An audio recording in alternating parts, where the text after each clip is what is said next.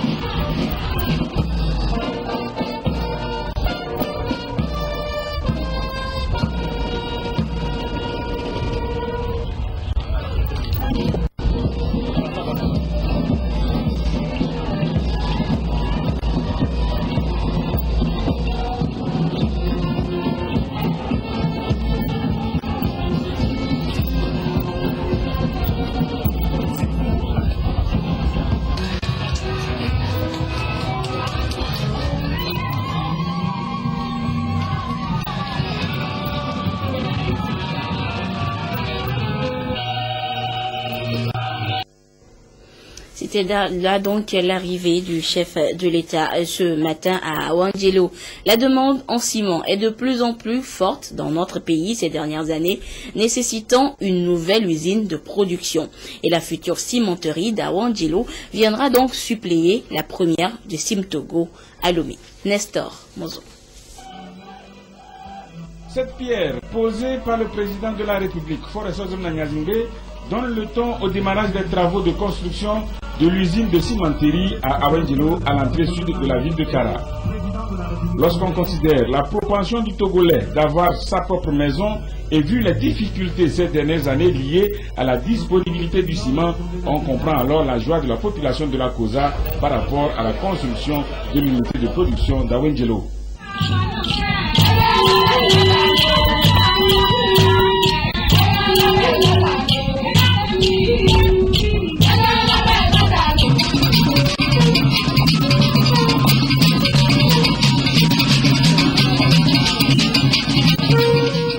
Le ciment ne sera plus un casse-tête à l'aide du Togolais lorsqu'il s'agira de construire son habitation à l'avenir.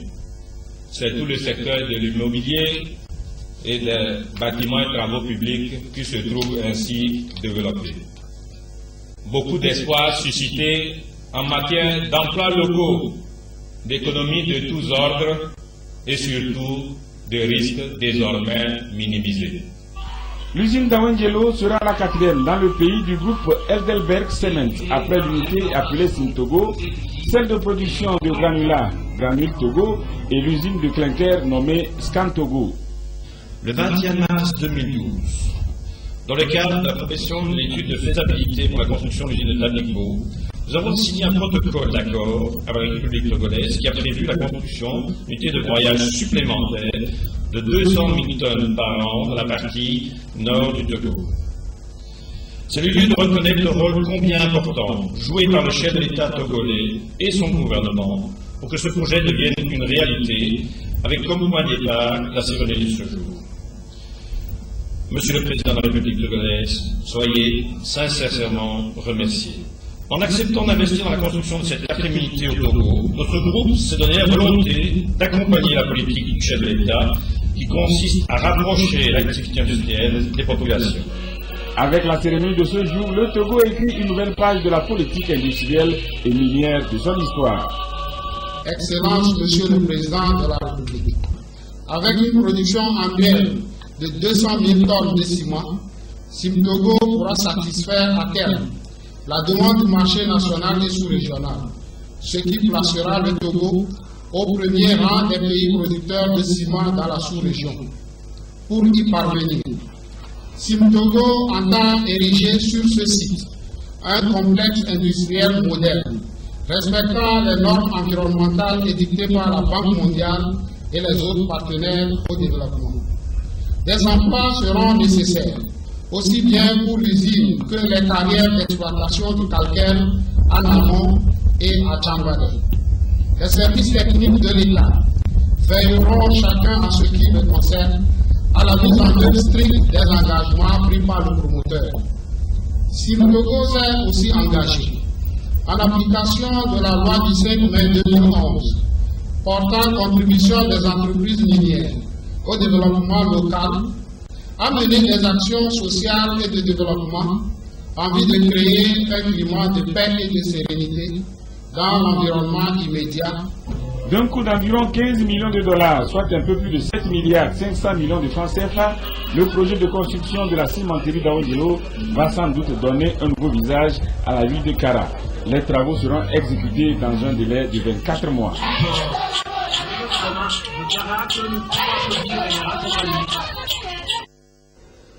Après la cérémonie, le chef de l'État a pris la parole.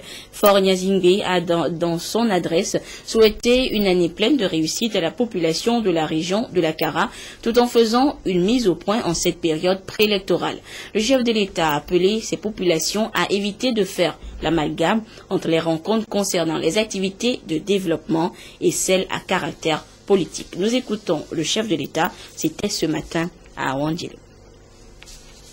Je voudrais remercier la vaillante population de la COSA et de toute la région de la Kara pour l'accueil qui nous est réservé à toute la délégation qui m'accompagne et à moi-même.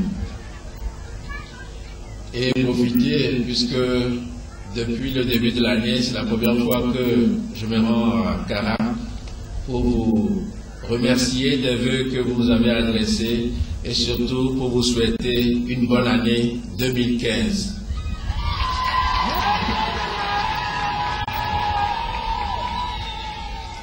Et ensuite,